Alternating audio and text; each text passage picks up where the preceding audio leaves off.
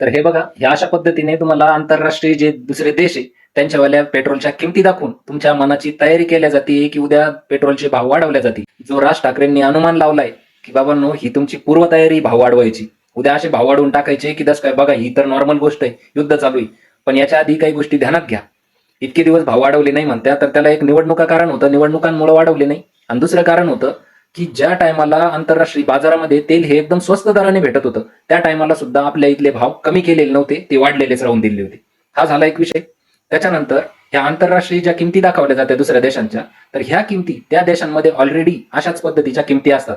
250-350 रुपये लिटर तिथं कायम पेट्रोल भेटत असतं. मग त्यांच्यावाल्या किमती आता 300-350 वरती जाऊन पोहोचलेले. त्याच्यानंतरचा एक पॉईंट, तिथलं दरडोई उत्पन्न आणि आपलं दरडोई उत्पन्न याची का बरं हे तुलना करत नाही? तिथल्या पेट्रोलच्या दरासोबत तुलना करता. मग तिथलं दरडोई उत्पन्न आणि इथलं दरडोई उत्पन्नाची तुलना करा ना. हे बघा, ह्या वर्षाच्या चार्टमध्ये बघा, भारतामध्ये 90-95 रुपये समजा पेट्रोल आहे समजून चाला, आणि त्यांच्या इथे 300-350 काय 400 असन ते. तर समजा आपल्यापेक्षा तिथं 4 पट भाव आहे.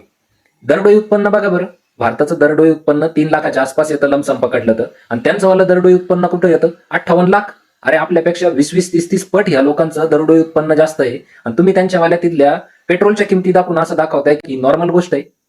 याच तर लाजा वाटल्या पाहिजे. त्या टायमाला सत्तेची मलाई खात असत्या त्यावेळी जनतेच्या विचाराचं भान राहत नाही, आणि मग त्याला एका सर्वसामान्य गोष्टी म्हणून, आणि तुमचे लावारीस लाचार भक्त जे आहे ते ह्या गोष्टी पुढे रेटायला मेसेजद्वारे ह्या अशा पद्धतीचे स्क्रीनशॉट शेअर करायला, पुन्हा काय कोणाला बळजबरी नाही केली, फक्त सांगितलेलंच आहे, हे इच्छुक लोकांसाठी आहे. अरे करते कसले हे धंदे? स्वतः पाळा आणि मग सांगा.